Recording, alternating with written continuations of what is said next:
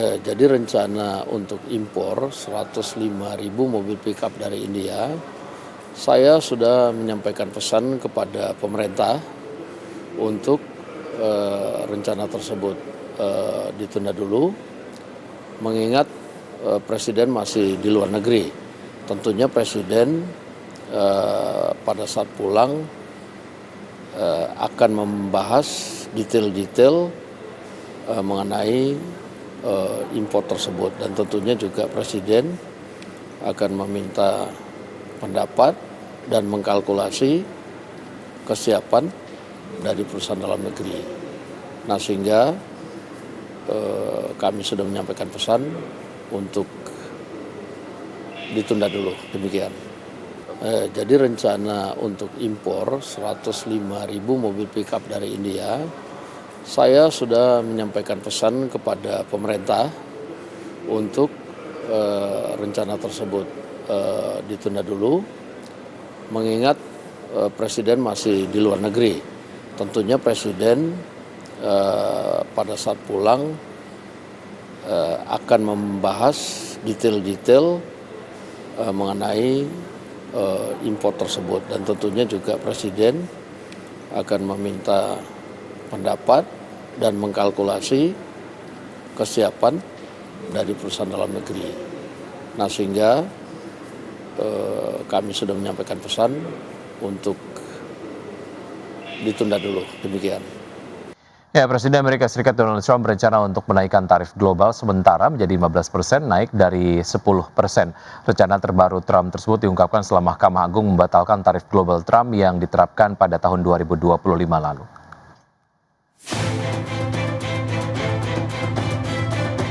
Presiden Amerika Serikat berencana untuk menaikkan tarif global sementara menjadi 15% atau naik dari level 10%. Rencana terbaru Trump ini diungkap setelah Mahkamah Agung membatalkan sebagian dari program tarif darurat Trump, meningkatkan ketegangan perdagangan hanya sehari setelah pasar bereaksi positif terhadap keputusan hukum tersebut. Trump menyebut tarif yang lebih tinggi akan berlaku segera dan dapat tetap berlaku hingga 150 hari berdasarkan hukum perdagangan yang ada.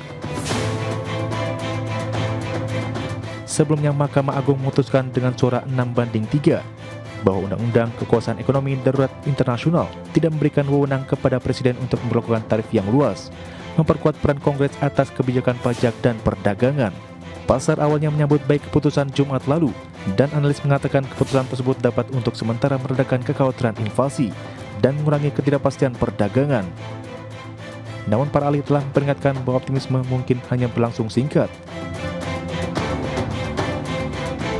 Analis mencatat bahwa Gedung Putih sudah mengejar jalur hukum alternatif, menunjukkan bahwa ketidakpastian kebijakan dapat berlanjut meskipun ada kemunduran di pengadilan. Pengumuman ini menggarisbawahi bagaimana ketegangan perdagangan tetap menjadi risiko makro utama bagi investor, bahkan setelah Mahkamah Agung membatasi salah satu alat hukum utama pemerintah. Dengan pasar sekarang mengamati dengan cermat langkah-langkah kebijakan lebih lanjut dalam beberapa minggu mendatang. Berbagai sumber untuk IDX Channel.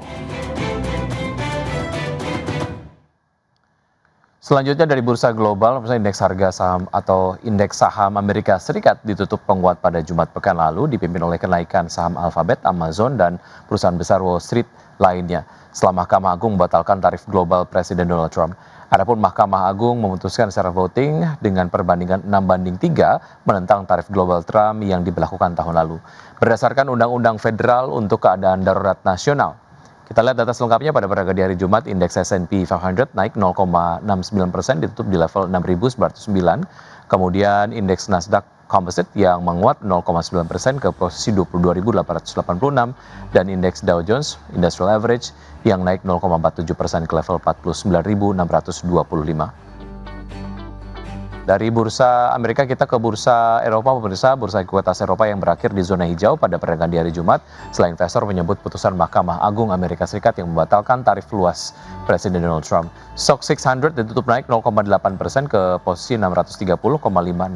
DAX Jerman naik 0,87% ke posisi 25.260, dan FTSE 100 Inggris yang menanjak 0,56% ke posisi 10.686.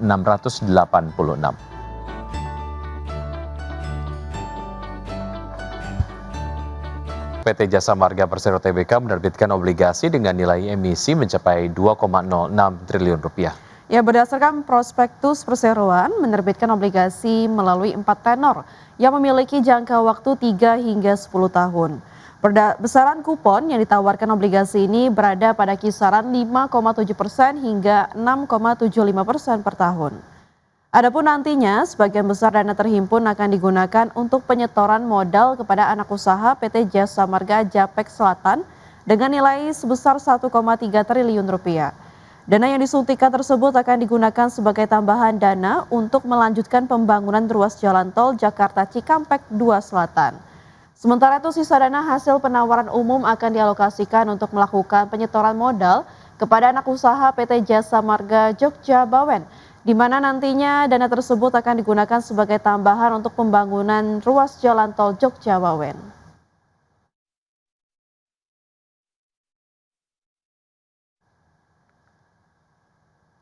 Pemirsa, emiten sawit PT Astra Agro Lestari Tbk membukukan peningkatan laba bersih di sepanjang tahun 2025.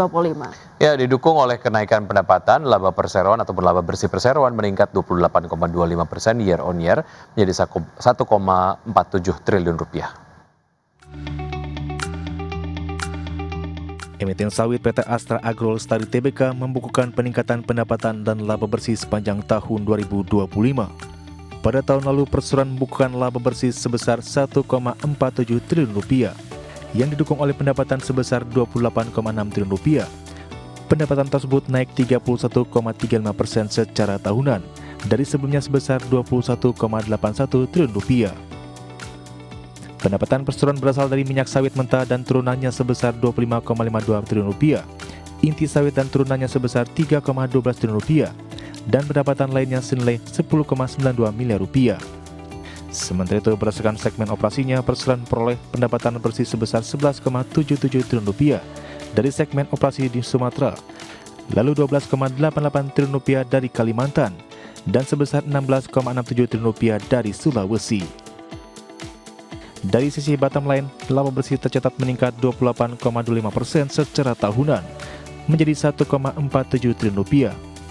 Alhasil laba per saham naik menjadi Rp764,65 per saham dari sebelumnya sebesar Rp596,22 per saham. Berbagai sumber untuk IDX Channel.